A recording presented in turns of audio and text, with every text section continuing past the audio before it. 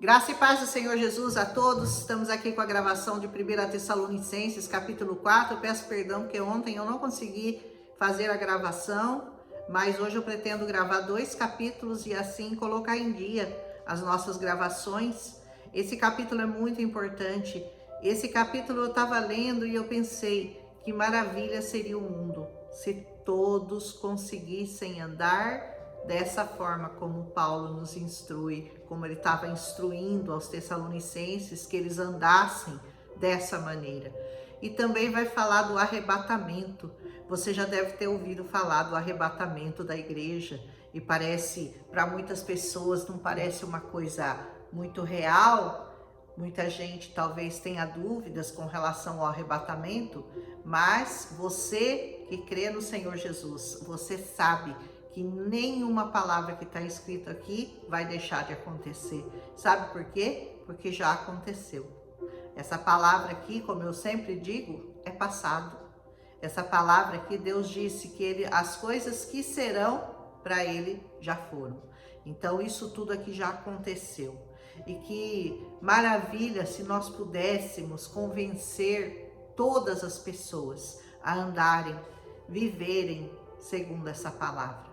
Mas nós sabemos que nem todos vão aceitar o Senhor Jesus, porque muitos já vivem e pretendem continuar vivendo no império das trevas. Mas nós não deixaremos de lutar para que todos se acheguem ao Senhor e venham para a luz, porque o Senhor é a verdadeira luz, é a verdadeira paz, é a verdadeira alegria do ser humano. Paulo diz assim, finalmente, ele já está chegando ao final, né? Finalmente, irmãos, vos rogamos, ele está dizendo, eu peço, eu imploro e exortamos, é uma exortação também, no Senhor, que assim como recebestes de nós, de que maneira convém andar e agradar a Deus, andai assim, para que possais progredir cada vez mais. Você quer progredir na sua vida cada vez mais? Então você procura ver como que você tem que andar e agradar a Deus. A sua vida tem que ser uma vida que agrade o Senhor. É assim que Paulo exortava aquela igreja, que eles continuassem andando no Senhor da maneira como haviam sido ensinados. Porque vós bem sabeis que mandamentos vos tenho dado pelo Senhor Jesus, porque essa é a vontade de Deus, a vossa santificação, que vos abstenhais da fornicação. Olha qual é a vontade de Deus. Esses dias eu estava meditando sobre isso, sobre a vontade de Deus. E a palavra diz que a vontade de Deus é boa, perfeita e agradável. E às vezes a gente vê coisas que acontecem no mundo e a gente fala, nossa, mas não foi a vontade de Deus? Porque se ela é boa, perfeita e agradável, então por que isso acontece? É porque muitas pessoas não andam segundo a vontade de Deus. E a vontade de Deus não é a nossa, porque a vontade dele é superior. Aleluia! E muitas pessoas não querem obedecê-lo, não querem segui-lo, não querem honrá-lo, mas querem receber o bem de Deus, daquilo que elas não plantaram, daquilo que elas não fizeram. Então, olha qual que é a vontade de Deus para a sua vida, a sua santificação. Por isso que a vontade de Deus é boa, perfeita e agradável, porque se você cumprir a vontade de Deus na sua vida, tudo que você vai colher serão frutos bons, perfeitos e agradáveis ao Senhor. Eu gostei muito dessa parte, dessa palavra aqui em Tessalonicenses. Que cada um de vós saiba possuir o seu vaso em santificação e honra. Nós somos esses vasos de barro na mão do Senhor.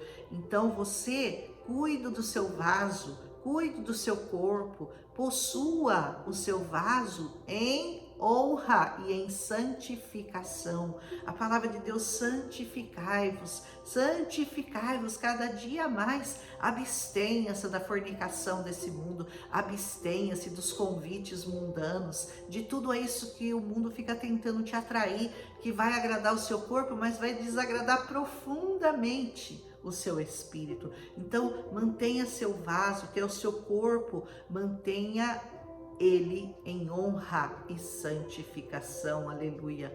Não na paixão, ele diz, não na paixão da concupiscência, como os gentios fazem. Sabe quem? Aqueles que não conhecem a Deus. Os que não conhecem a Deus, eles vão até o fundo do poço, eles se fazem, usam seu corpo para se prostituírem, para se drogarem, para se beberem, para tudo. Eles usam o corpo deles para servir ao inimigo das nossas almas. Mas nós não, nós temos que dominar o nosso corpo, nós temos que ter domínio. Por isso a importância do jejum na nossa vida, por isso a importância, porque isso nos ajuda a mortificar o nosso corpo, fortalecer o nosso espírito, para que nós consigamos viver em santidade, como o Senhor espera de nós, aleluia. Ninguém vos oprima, ele diz, ninguém vos oprima, nem engane ao seu irmão em negócio algum. Ai de você, se você tentar enganar alguém para obter lucro, para obter favores, para obter coisas para você e prejudicar o seu irmão, porque o Senhor é o que? Vingador. Sabe aquele filme Vingadores? O Senhor é vingador. E todo aquele que sofre de injustiça, o Senhor vai lá e faz justiça de todas essas coisas. Como também antes já vos dissemos e testificamos. Paulo falou, vocês já sabem de tudo isso. Eu só tô repetindo, porque Paulo era muito repetitivo, incisivo, e ele diz, não se preocupa se eu fico repetindo não, porque isso é segurança para você. Quanto mais você se conhece essa palavra, quanto mais você lê muitas vezes a mesma coisa, porque o nosso cérebro precisa ouvir muitas vezes para ser convencido de alguma coisa. Então Paulo sempre insistia, olha, eu ensinei vocês, eu já mostrei para vocês como que vocês têm que andar, como que vocês têm que se portar, façam isso, eu estou insistindo, porque não nos chamou Deus para a imundícia, mas para a santificação. Novamente, a santificação, a palavra de Deus diz, sede santos, eu sou santo, e assim vai. Portanto, quem despreza isso, não despreza o homem, mas sim a Deus, que nos deu também o seu Espírito Santo. Você já recebeu o Espírito Santo? Você sente que o Espírito Santo está controlando a sua vida? Ele está no seu íntimo, ele está falando com você dia e noite, porque o Espírito Santo, ele fala, ele nos conduz, ele nos ensina, ele nos exorta, ele nos avisa, ele nos instrui. O Espírito Santo é indispensável na nossa vida cristã. Sem ele, você não sabe muitas vezes como agir. Ele está sempre ali, ó, piscando, dando a dica para você, faça assim, fale isso, fale aquilo. Eu às vezes estou ouvindo algumas pessoas conversar comigo e enquanto elas estão contando para mim o problema delas ou as coisas que aconteceram na vida delas, eu fico pensando, fala comigo, Senhor, o que eu vou falar para essa pessoa, E quando eu abro a minha boca, não sou mais eu que falo. Não sou mais eu, é certamente o Senhor que fala por mim. Glória a Deus por isso, né? Quanto, porém, ao amor fraternal, não necessitais que eu vos escreva, visto que vós estáis instruídos por Deus, que vos ameis uns aos outros. Paulo falou, olha, com relação ao amor fraternal, eu nem vou falar nada para vocês, eu nem preciso falar, porque quem já falou isso para vocês, quem já instruiu vocês nisso, foi o próprio Deus. Então, por que eu vou falar? Porque através do Espírito Santo, Deus nos instrui. O amor fraternal é uma coisa natural, uma coisa espontânea, uma coisa que jorra naturalmente de nós, daqueles que têm o Espírito Santo. Então, o que vos ameis uns aos outros é uma coisa que Paulo dizia, nem vou mais falar sobre isso, porque vocês já foram instruídos por Deus quanto a isso. Porque também já assim o fazeis, para com todos os irmãos que estão por toda a Macedônia. Você já faz isso com todos os irmãos que estão aí no Brasil, que estão aí nos Estados Unidos, que estão aí na Europa. Vocês já fazem isso porque vocês já entenderam o amor fraternal. Exortamo-vos, porém, a que ainda nisso aumenteis cada vez mais. Olha, eu sei que vocês já fazem, eu sei que vocês já são praticantes do amor fraternal, mas uma coisa eu vou falar para vocês, aumentem a dose, dá uma overdose na sua vida de amor pelas pessoas. A ninguém você deseje mal, a ninguém você queira o mal para essa pessoa. Todas as pessoas, por piores que elas tenham feito coisas a vocês, você tem que, a dose de amor, quanto mais mal elas te fazem, A dose de amor tem que aumentar. E era isso que é a instrução de Paulo. Olha, quanto a isso eu não vou falar, mas uma coisa eu digo para vocês: aumentem a dose, porque isso é importante. E procurei viver. Olha como você tem que viver: quietos, tratar dos vossos próprios negócios, não se meta nos assuntos dos outros, no negócio dos outros. Trata da sua vida, que já tá bom demais, né? Cada um cuidando da sua vida já tá bom demais. Trate dos seus próprios negócios.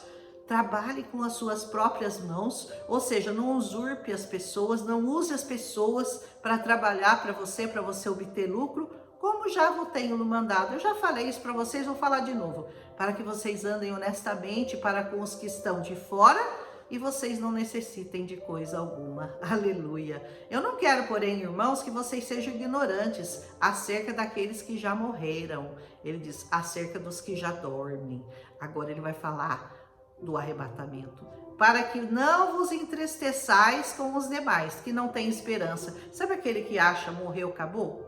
Por que muita gente comete suicídio? Porque eles acham que morreu, acabou. E morreu não acabou. Morreu, começa. Só começa, sua vida começa, a eternidade começa quando você parte, quando você deixa esse corpo. Então ele fala, eu não quero que vocês sejam ignorantes com relação a esses que já partiram, os que já dormem, os que já morreram. Porque se cremos que Jesus morreu e ressuscitou, assim também os que estão em Jesus dormem. Deus os tornará a trazer com ele. Sabe aquele que já morreu, aquele crente que você conhece e que já partiu com o Senhor? Ele só está dormindo, ele vai ressuscitar, como o Senhor Jesus. Dizemos-vos isso, pois, pela palavra do Senhor, que nós, os que ficarmos vivos para a vinda do Senhor, não precederemos os que dormem. Ou seja, na vinda do Senhor, se você estiver vivo, você não vai preceder os mortos, você não vai antes deles. Eles vão ressuscitar primeiro e você depois vai ser arrebatado aos céus. Olha que coisa linda essa revelação, né? Porque o mesmo Senhor, quem? O Senhor Jesus, ele vai descer do céu com alarido, com voz de arcanjo e com trombeta de Deus. E os que morreram em Cristo ressuscitarão primeiro. Olha que glória! Aqueles que já morreram em Cristo Jesus, eles vão ressuscitar primeiro. E depois nós os que ficarmos vivos, nós seremos arrebatados juntamente com eles nas nuvens. Então, primeiro, os mortos são arrebatados, ressuscitam com o Senhor, e depois nós, os que estivermos vivos, também seremos arrebatados e também subiremos juntamente com eles. Mas eles primeiro. E os que morreram ressuscitam primeiro. Depois, os que ficarmos vivos, nós seremos arrebatados juntamente com eles nas nuvens. E assim vamos encontrar o Senhor nos ares, para assim estarmos sempre com o Senhor. Portanto, consolai-vos uns aos outros com essas palavras. Como que você vai consolar aquela pessoa que perdeu uma pessoa amada, que perdeu alguém que estava em Cristo Jesus, mas que partiu, mas que já morreu? Essa palavra é para essas pessoas saber que o arrebatamento vai acontecer, o arrebatamento da igreja é real. Jesus virá buscar a sua igreja. Primeiro ele vai ressuscitar os mortos, aqueles que morreram com Cristo, e depois nós, os que estivermos vivos, seremos levados ao alto, encontrar-nos com ele nas nuvens. Que o Senhor te traga a revelação dessa palavra maravilhosa sobre o arrebatamento da igreja, e que isso venha consolar o seu coração com relação aos que partiram e dar esperança a você que ainda está vivo, aguardando a vinda do Senhor Jesus. Palavra linda essa de 1 Tessalonicenses, capítulo 4. Que o Senhor esteja abençoando a sua vida, falando ao seu coração, te exortando e ensinando você a como proceder, a como viver nesse mundo tão infestado por coisas malignas, mas que o Senhor nos dê esse Espírito Santo de santidade, de amor, de comunhão, de paz, de bênção, de honestidade, e nós possamos viver segundo essa palavra. Aleluia! Se você gostou, deixa seu like, e amanhã nós continuamos. Hoje mesmo eu vou gravar mais um capítulo de 1 Tessalonicenses. Eu creio que o 1 Tessalonicenses é o último capítulo, agora o 5º. Depois são mais 3 de 2 Tessalonicenses. E nós terminamos a carta a essa igreja maravilhosa, né? Da Tessalônica, que levou poucas repreensões de Paulo, muito mais ele repreendeu a igreja de Romanos, a igreja de Coríntios, mas essa aqui não, essa aqui ele falou, olha, eu já até sei que vocês já sabem de tudo isso, eu só tô dando uma reforçadinha. Que o Senhor reforce no seu coração esse sentimento de amor, que ele seja latente no seu coração, que ele transforme a sua vida, porque só esse amor pode trazer para você a paz que só Cristo tem para te dar. Aleluia, um abraço e até daqui a pouco, que eu vou gravar já.